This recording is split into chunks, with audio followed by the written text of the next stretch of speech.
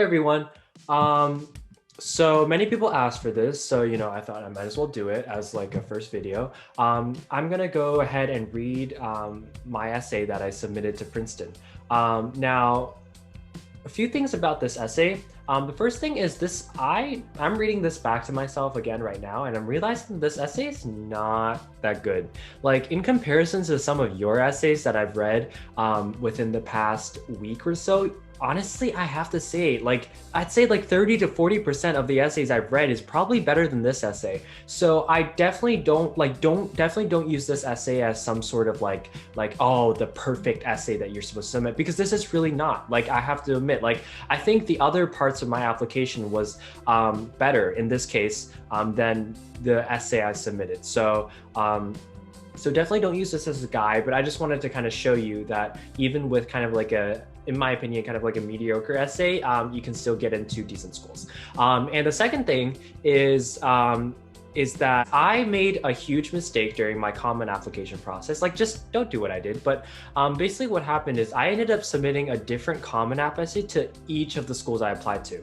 And basically it was this vicious cycle where I would write one essay and then I'd be like, oh my God, this essay's pretty good, right? So then I'd submit it and then I read it back to myself 2 or 3 days later and I was like, oh my God, this essay sucks. So then I would, go back to the drawing board and then I start writing another essay, right? And then read that essay and be like, oh my God, this is so good. And then I submit it. And then a few days later, I would like, this sucks. And then I start writing on a new essay. So I think I wrote like 10 or 11 different Common App essays, and I submitted pretty much a different one to all the schools I applied to, and some of them ended up being better than others, and you can kind of see that reflected in my admissions results. And I feel like part of it does have to do with my essays, because all of them ended up being different for the Common App portion at least. So I think that's just one reason. I mean, obviously you never know unless you get into the admissions officer's minds.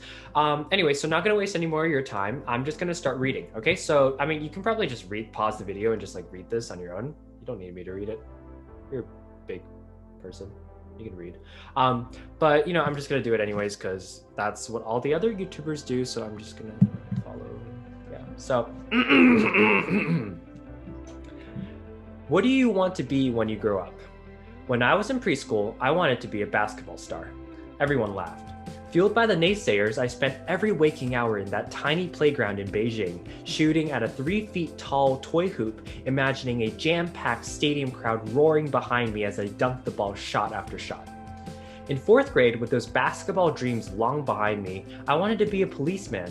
Having been obsessed with Batman, I was drunk on the idea of chasing away villains into the never-ending darkness with my overwhelming sense of justice. I'd be the hero that everyone looked up to, a beacon of hope in a world of despair. In 7th grade, realizing the ludicrosity of my 4th grade fantasies, I set to ground myself in reality and become an author. Being heavily influenced by Percy Jackson and Harry Potter, I toiled away every day, crafting the most convoluted storylines filled with wild, mythical creatures, plot twists at every corner, and extravagant 20-syllable adjectives I would ignorantly pull from a thesaurus. I would then force my friends to read those insufferably long stories, garnering scattered praise that further fueled my efforts. This is bringing back memories. I vividly remember all of this happening. Okay, and here I am, a senior in high school, writing this essay, pondering my future, silently snickering at my infantile aspirations. I don't like the use of the word infantile. I mean, distracted. At this point, I've solidified my 2 undying passions, biology and music composition. I read biology textbooks as if they're fantasy books. Each page of a seemingly endless, boring reservoir of information, to me, tells a thrilling story, a glimpse into the brilliant complexity of life. The thought that one minuscule change in one's genetic makeup or a slight alteration in the formation of a single protein can cause life-threatening diseases. That trillions of cells work together in perfect unison to coordinate inexplicably complex beings like us. That there's still so much yet to be discovered, potentially benefiting all of mankind. How infinitely exciting. However, writing music gives me that same exhilarating sensation. When I enter the world of melodies, chords, harmonies, and rhymes and bask in the limitless possibility of song, all of life's worries melt away like snow on a warm spring day. The simplistic elegance of music never fails to ensnare me. I spend much of my weekends just sitting in front of the piano, improvising away, banging on keys like an obsessed maniac. When that moment comes, when the perfect chorus or motif comes to me, when I unravel the perfect chords to underlie the chorus, when every lyric fits ever so snugly like pieces of a puzzle, that electrifying feeling is incomparable. But as I look back on my previous desires, drastically opposite to what they are now, I realize that although those foolish dreams seem so bizarre and outlandish to my present self, each and every one of them has contributed something paramount to what I am today, who I am today. Without my obsession over basketball, I wouldn't appreciate the exhilaration of athleticism. I wouldn't relish the fierce winds blowing against my face as I sprint across the tennis court, diving for spin shots, embracing the spirit of competitiveness. Without my fervent desire to be a policeman, I wouldn't have such a strong sense of righteousness. I wouldn't feel so obligated to give back to my community, and that simple pleasant joy I feel when I see the happiness of others wouldn't exist. Without writing a ridiculous amount of novels in 7th grade, I wouldn't be so enamored with literature. I wouldn't so frequently lose myself in tales of dystopian futures or lands of magic and fairies. So what do I want to be when I grow up? A basketball star, a policeman, a film composer, a researcher, an author, a singer-songwriter, a biology professor, all 7 at once? I ain't got a clue, but I can't wait to figure it out. Okay, so as I finished reading that, like throughout reading this, the levels of cringe just kept on building up. Yeah, anyway.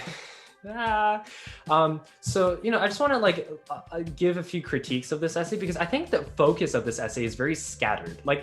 This essay isn't very cohesive because it talks about a lot of different things at once. That's like one huge critique I have for this essay. And also I guess it shows like my interests and sort of my personality and my upbringing and all that stuff. But I think it just maybe it doesn't really draw, it's not really special. I'm gonna be completely honest, because after reading so many of your guys' essay, I've realized that I still have much to improve, because some of your essays are really, really, really good. Like, holy crap. I wish I was able to write an essay like that,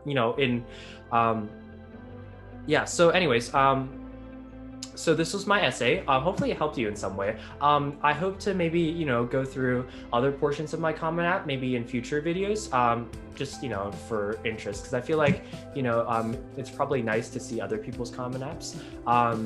Yeah, and, if you have any questions, feel free to comment anything. This was recorded on Zoom because I don't know what else to record with. Yeah, and what's it? I don't have anything else. That's it for this video. See you later.